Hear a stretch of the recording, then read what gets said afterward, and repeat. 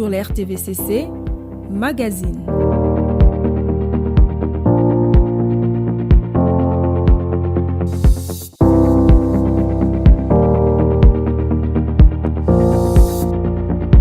Tout de suite sur l'RTVCC Magazine.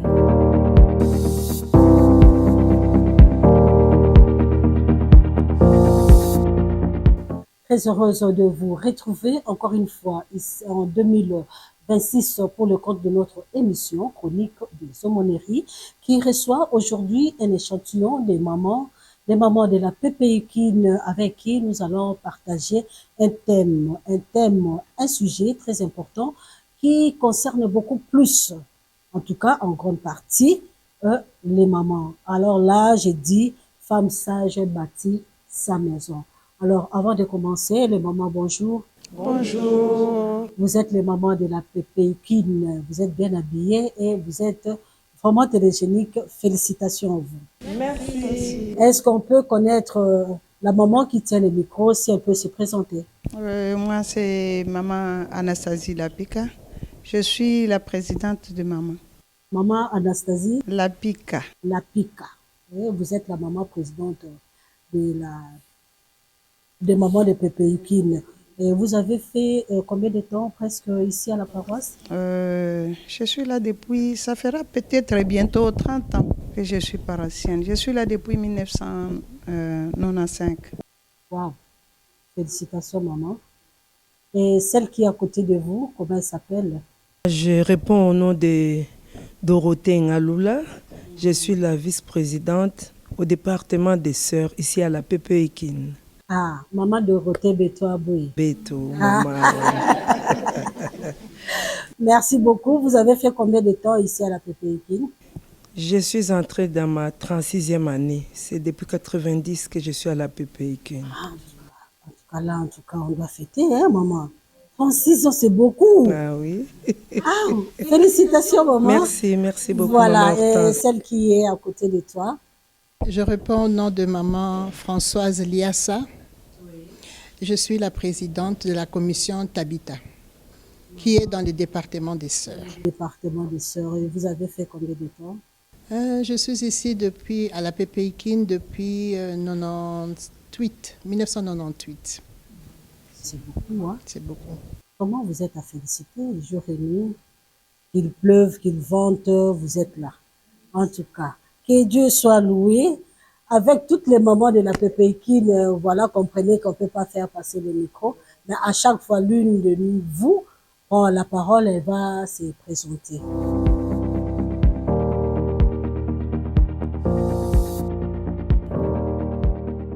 Pour commencer, on parle de la femme sage. La femme, on a bien précisé la femme. On n'a pas dit fille, mineure, mais on parle de la femme, c'est-à-dire, ça sous-entend une responsable.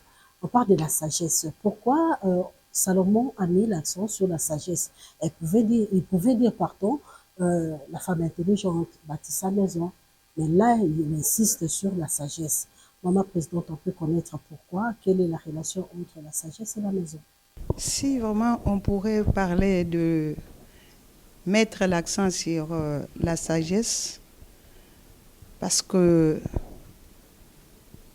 parler de la sagesse, c'est parler de celle qui a les capacités de bien décider, de bien discerner, de bien prendre la décision qu'il faut, à la place qu'il faut et au moment qu'il faut. Alors que l'intelligence, c'est autre chose. On peut être intelligent et ne pas avoir la capacité de bien raisonner, de bien décider, de bien discerner les choses. C'est aussi plus, celui qui a la sagesse, c'est celui qui craint Dieu, qui respecte le commandement de Dieu. C'est lui qui est l'ami de Dieu. Parce que quand on est ami de Dieu, on a la capacité, on a la possibilité de beaucoup connaître. Voilà ce que je peux dire par rapport à ça. Merci beaucoup, maman Dorothée. Est-ce que vous avez à compléter ou autre chose que ce que maman Denise a dit? Maman Denise. Anastasie. Voilà, maman Anastasie. Merci pour la parole, Maman Hortense. Et moi, je crois bien que l'intelligence, on voit plus les sciences. Et la mathématique, le français, et la géographie, tandis que la sagesse, c'est une inspiration divine. Ce n'est pas pour rien que Salomon a demandé la sagesse à Dieu, parce qu'il avait déjà compris que la sagesse, c'était plus fort que l'intelligence. Comme maman Anastasie venait de le dire tout à l'heure, on peut être intelligent et ne pas avoir la sagesse. Mais quand on a la sagesse, on peut affronter beaucoup de choses parce qu'on saura trouver les pistes des solutions. D'accord. Maman Françoise, vous trouvez que ce que les deux mamans ont dit, vous avez ajouté, et il y a un rapport entre la maison et la sagesse. Bon, les mamans ont pratiquement tout dit. Seulement dire un rapport entre la maison et l'intelligence et la sagesse, pardon. On peut être intelligent et ne pas être sage. Parce que l'intelligence, c'est vraiment l'intellect. On lit, on retient et on répète. Tandis que la sagesse vient du cœur. C'est une aptitude qui vient du cœur. Et comme on l'a dit, la crainte de l'Éternel est le commencement de la sagesse. On peut dire que la sagesse est innée. Voilà. Non, la sagesse est innée, mais pour que cette sagesse soit vraiment établie et reconnue des hommes, il faut qu'elle soit accompagnée de la crainte de Dieu. Et c'est alors que la sagesse explose. Tandis que l'intelligence, on peut être intelligent, vous savez résoudre des mathématiques compliquées, mais pour résoudre des choses, disons, de la vie, des fois ça devient compliqué. Voilà, c'est tout ce que je peux dire. Voilà, est-ce qu'il y a une maman qui peut compléter ou trouve autre chose que celle que nos trois mamans ont dit? Compléter. D'ailleurs, s'il faut dire femme sage bâtit sa maison, tu peux me dire, on a trouvé cette phrase dans quel verset de la Bible? Tu peux me donner la référence biblique de cette phrase? On peut passer le micro. Vous vous présentez. Comme vous le dites, la femme sage bâtit sa maison, c'est dans Proverbe 14. Et Le verset. le verset 1. D'accord. Est-ce qu'on peut applaudir pour maman tout ça? C'est pas donné avec les mamans. Voilà au moins l'exemple d'une femme sage. Oui.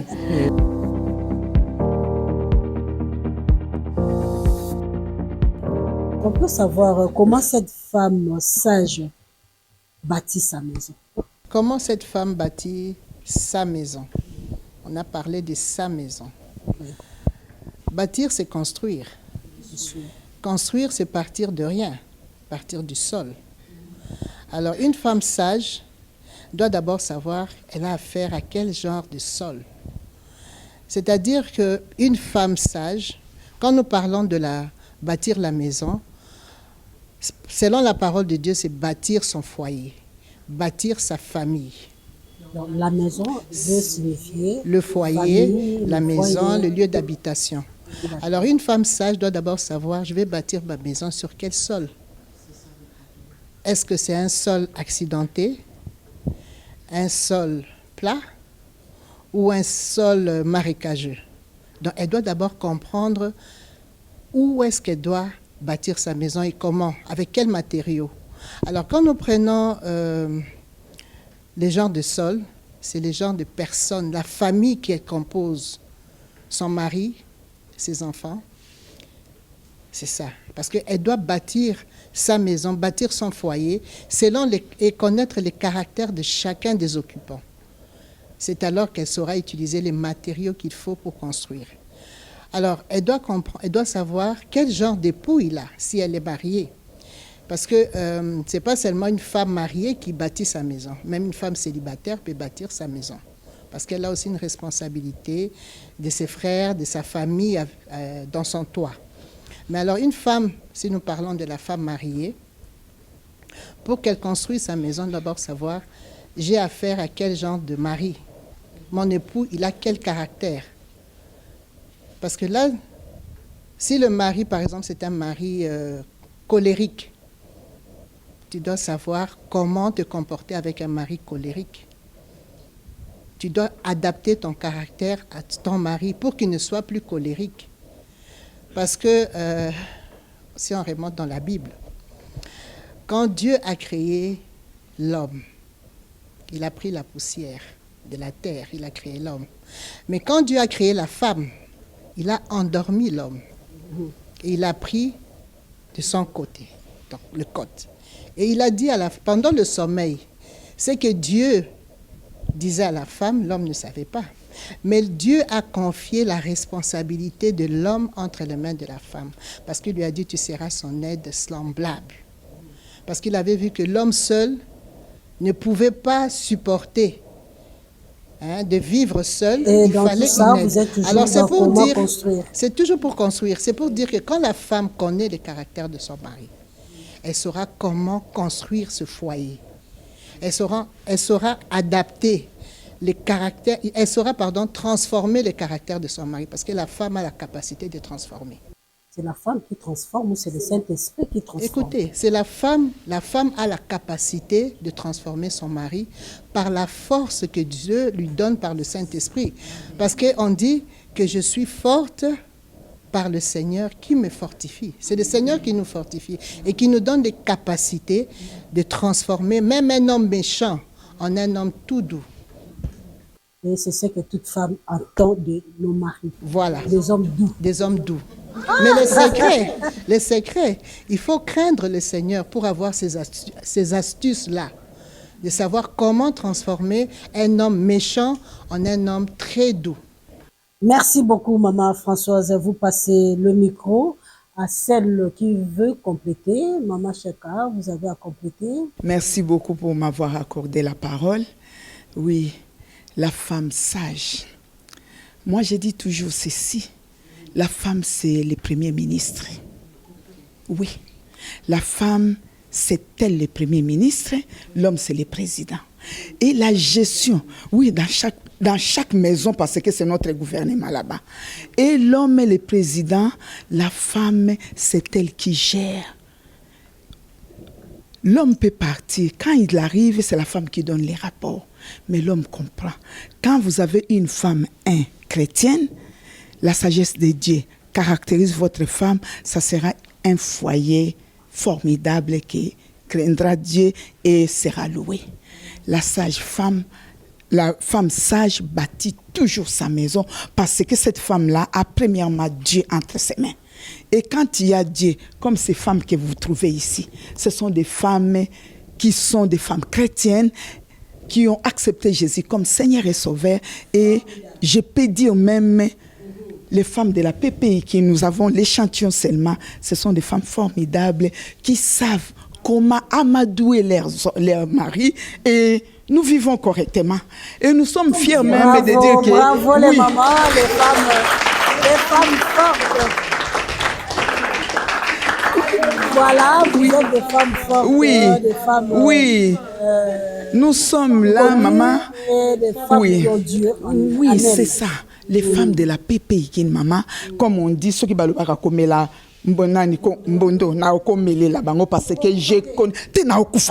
Ce sont des bonnes femmes que vous voyez cet échantillon. Maman, il y a liboso. Soko koti na banda kwango ya biso. Okokuta ya solo, nous avons bâti nos maisons. Nous avons bâti nos maisons. Il y a liboso nanu yesu nde totia liboso. Tangu totia yesu na biso liboso, sagesse ya nzambe ye ko accompagner biso.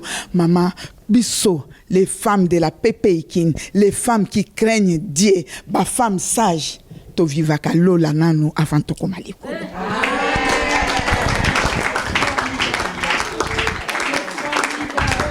Alléluia.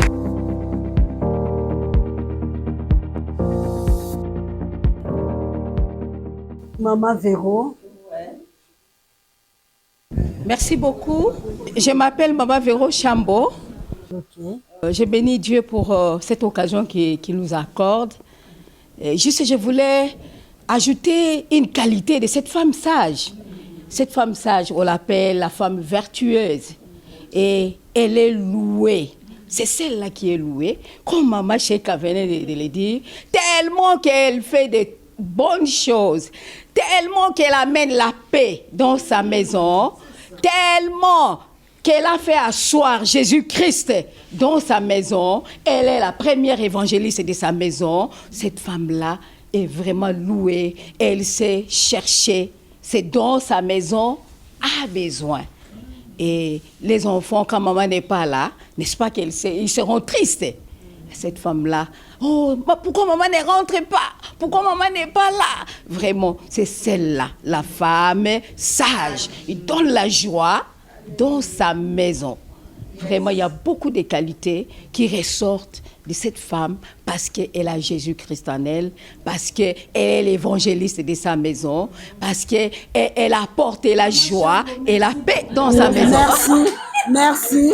Je comprends que s'il faut tendre le micro à toutes les mamans, on risque de passer nuit ici.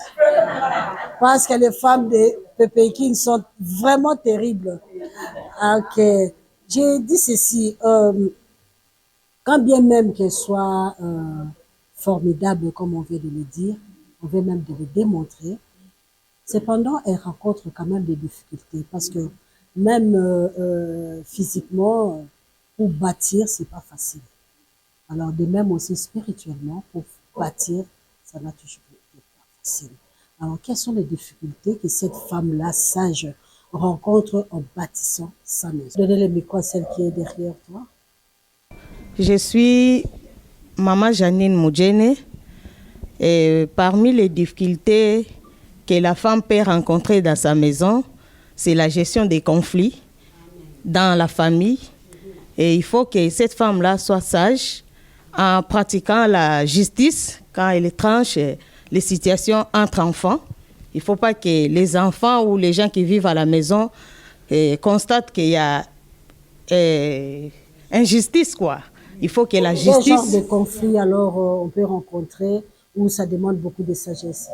Il y en a plein, mais si tu peux nous citer même deux. Ça... Par exemple, quand on achète quelque chose pour les enfants, c'est quelque chose qui est de grande valeur.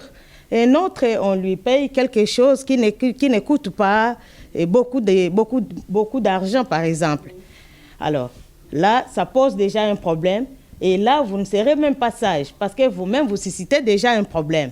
Parce que ce n'est même pas biblique. Il faut que la justice soit là. En dehors de cette difficulté, il y a la difficulté, par exemple, du point de vue économique. L'argent en famille, et tout ça. Et il faut que la femme puisse aussi bâtir sa maison en apportant aussi sa main forte. Qu'elle ne soit pas seulement la charge pour la famille, mais elle doit apporter aussi sa contribution, cherchant à multiplier des stratégies afin d'être un secours dans la famille. C'est parmi les difficultés. Il y en a de plusieurs sortes, mais voilà un peu les deux que je pouvais énumérer au lieu de monopoliser la parole. Merci beaucoup, maman, pour la sagesse également, parce que là...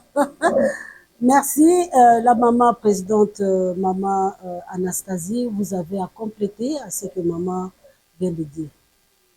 Merci beaucoup, maman Hortense.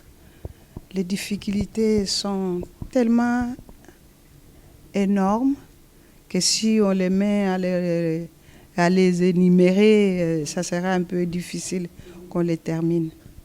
C'est comme on a dit, cette femme sage qui bâtit. Et les sortes de terres sont un peu aussi variées.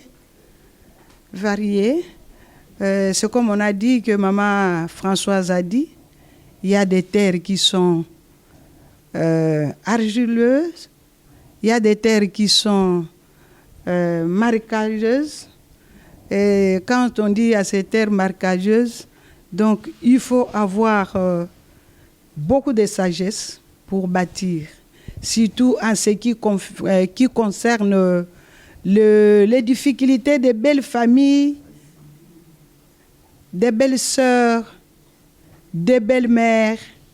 Il faut réellement être une femme qui a les capacités de savoir les trancher, avoir les spirituels pour savoir bien gérer.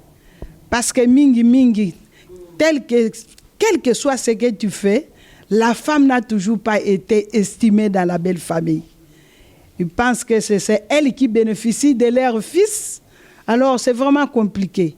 Alors, si tu n'es pas une femme sage, c'est vraiment compliqué. Si tu n'es pas une femme qui sait gérer les conflits, comme était Salomon, pour savoir trancher, tu auras toujours des difficultés. Mais c'est vraiment le gros des problèmes.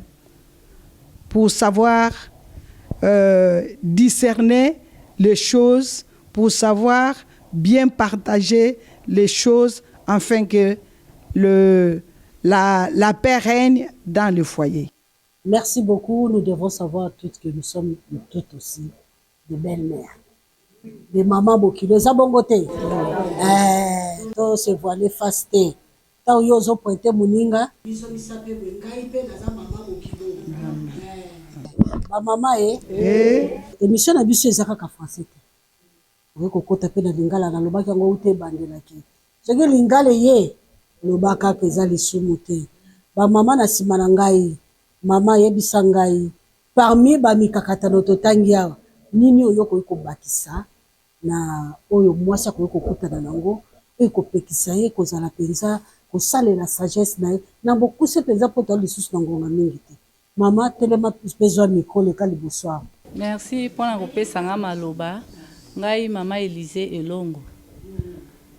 Na opesa bino lokwa moi exemple moko boye ba voisine na ngai. Mama na bokuse na bokuse. Ba voisine na ngai mama aza pour bana. Papa siko aza lokwa aza isolé. Mais esala nga passe na bandi ko conseiller etala izalaka ndenge wana te ezalaka boye. Yo na papa bozala ngambo moko po boye dike bana oyo lobi bakoma bato. Bana bazaya yo bazaya papa. Eza ndenge wana tango mosusu na ebite problème nini bandaki kosala ke papa na mama bazala na mwa ba matata moko boye pona bana. Tango mosusu ba difficulté wana ezalaka yo mama ozana ngambo wa bana. Sikoyo yo na papa boko yokana te il faut ozala ndenge nini ko benda papa na mama bazala ngambo moko po ba faire face na bana. Ba difficulté mosusu yango. Merci beaucoup. Là, nous mettons ça dans les rubriques gestion des conflits dans le foyer.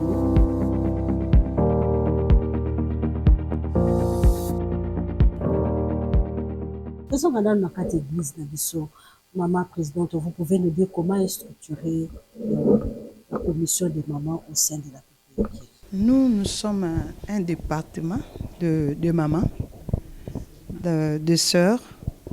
C'est divisé en commissions.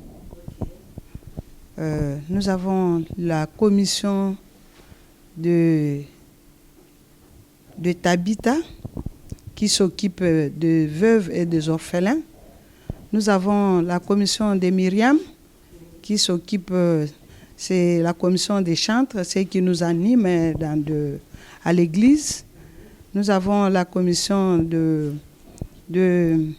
Suzanne qui s'occupe à nourrir des serviteurs de Dieu. Nous avons la commission de l'entretien qui s'occupe de tous les entretiens de l'église. Nous avons la commission de Anne qui s'occupe de la prière, qu'on appelle maintenant des Esther, qui s'occupe de la prière, l'intercession de l'église et tout le monde. Nous avons encore la commission de Suzanne, de Marthe, qui s'occupe de quoi? De la cuisine. En fait, quand on a des fêtes, ce sont eux qui nous accueillent, ce sont eux qui organisent les fêtes que nous avons. Merci beaucoup, maman Anastasie. Si je comprends bien, toutes les mamans qui sont ici, basées dans la commission. Oui. Tabitha Bazali, oui. Esther Bazali, oui. Maman Pasteur Ngungoza na département ni, sope commission ni. Na ba Esther. Ya kozo micro ce sont ba Esther musala na bango ezali ni kati na église. Musala ba mama Esther. Toyoka kaka Esther, nga Esther. mosala na bino na kati église eza nini? Liboso bazalaki kobenga bamama Anne oyo bazalaki kolela mpo na mboka, kobondela mpo na mboka. Maintenant là tokomi ba Esther pour na. Tokomi ba Esther depuis mokolo depuis kala to? Non, cette année, l'année passée, 2025. 2025 de tokomaki ba Esther. Esther siko mpo na gloire ya mboka. Nakoki kosenga na mama Chambo soki akoki koya koloba malamu expliquer très bien. Mama Chambo. Mama Chambo yo poza mama Tabita. Mama Esther. Je suis Esther. Notre robot Mama Esther. Mama Esther, oui. Shalom. Nakanisi mama ameki kolimbola eza bongo, mais ce que je vais ajouter est que ba maman Anne, autrefois, on était en train de prier pour l'église, pour la famille et pour le pays. Mais maintenant, un accent est mis par l'autorisation de notre pasteur, l'aumônier national, Père Eboy. Il a compris que nous devons étendre l'espace de notre travail et on doit prier pour les nations. Pas seulement la République démocratique du Congo, mais nous prions aussi pour les nations. Alors on doit sortir d'une femme qui priait pour avoir un enfant. Elle pleurait pour ça. Alors nous devons étendre l'espace de notre activité. C'est comme ça que nous sommes devenus comme Esther, désormais comme Esther, pour plaider vraiment la cause du pays et même des autres nations. C'est comme ça que nous sommes appelés les Maman Esther. Les Maman Esther, les Maman Tabita sont là. Maman Françoise et les Maman Tabita, la présidente de Tabita. Maman Françoise, quel est le travail de Tabita à l'église? En fait, les Tabita s'occupent des veuves et des orphelins de notre paroisse. S'occuper comment? Spirituellement et aussi encadrement matériel s'il le faut.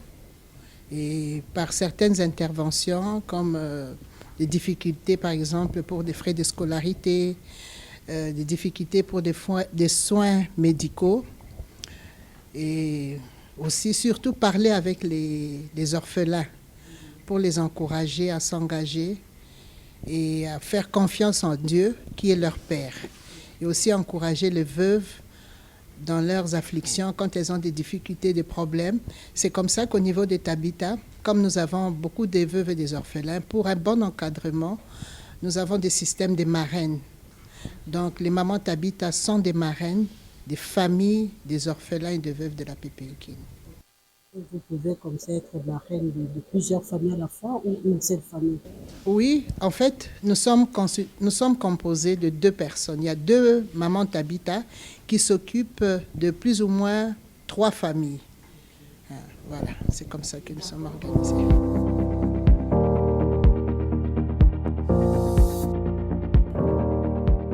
Nous sommes arrivés presque à la fin de notre émission. Alors, les mamans, je sais que les mamans, comme vous-même, vous l'avez dit, vous êtes des femmes très fortes, des femmes courageuses et des femmes formidables. Certainement, vous avez des projets à court, à moyen et à long terme. On peut connaître certains de vos projets. Nous sommes une grande paroisse. Vraiment, notre grand but, c'est d'amener les gens à connaître Christ. Surtout que nous sommes dans des aumôneries, des universités, des instituts supérieurs. Femmes sages que nous sommes, nos buts est d'encadrer les cadres, d'évangéliser les gens qui peuvent être utiles pour l'Église, pour nos familles et pourquoi pas pour la nation. Et à long terme? À long terme, c'est ça vraiment nos grands projets. Comment on peut s'organiser? Parce que si vous voyez ce que nous subissons dans les pays, je crois on peut se dire que nous sommes plus responsables. Parce que c'est à la femme qu'on a donné cette responsabilité d'être une aide. Et si je crois, si les hommes ont échoué, je pense que nos grands projets, c'est ce qu'on puisse faire de cette nation une autre nation. Faire de cette nation une autre nation, vraiment là, cette phrase, la belle phrase de l'émission, ça clôture aussi l'émission. Merci, nous sommes à la fin de cette émission, à moins que vous ayez autre chose à ajouter avant de conclure. Oui? Passez devant maman. Commencez par vous présenter. Merci beaucoup pour la parole. Je suis maman Eugénie Mungoyo Matendo. Mungoyo. Oui. Je vais ajouter, nous avons des projets, comme vous venez de dire. Nous sommes un département de sœurs au sein d'une grande paroisse qui a un grand projet qui est la construction de temples. Nous faisons partie aussi de ces projets. Nous contribuons aussi pour la construction de notre grand temple. Nous prions pour ça et nous contribuons aussi pour ça. Merci beaucoup. Merci beaucoup, Maman Mungoyo. Que Dieu vous vienne en aide pour concrétiser votre grand projet qui est de construire un grand temple. Parce qu'on m'a dit que ça prévoit, le temple va compter 3000 places. C'est beaucoup, ça sera un grand temple. Hein. Merci, que Dieu vous vienne en aide financièrement et sur tout le plan qui va suivre. Merci, nous sommes vraiment à la fin. Là, je remercie les mamans pour votre participation. Je vous remercie également pour m'avoir habillée. Juste. Merci beaucoup. Je remercie vous, les téléspectateurs, vous avez eu votre temps à nous suivre. Ne manquez pas à commenter sur nos pages Facebook, Twitter, pourquoi pas YouTube. Commentez, laissez un commentaire de l'émission, vos suggestions, pourquoi pas, ça sera en tout cas le bienvenu. Je remercie l'équipe technique qui m'ont assisté pour la réussite de cette émission. Dieu seul sait, c'était pas facile, mais heureusement qu'il est Dieu, l'impossible n'est pas divin. Alors, merci à l'ingénieur Landry Kanza, merci à Fortuna Balingo, merci à la grande équipe qui est dans l'ombre. Là, je vois Patrick Bofando, je vois encore l'ingénieur Daniel Mbogokese, merci. Merci à vous également pour les soutiens. Et là, nous disons, on se revoit la semaine prochaine pour un autre numéro.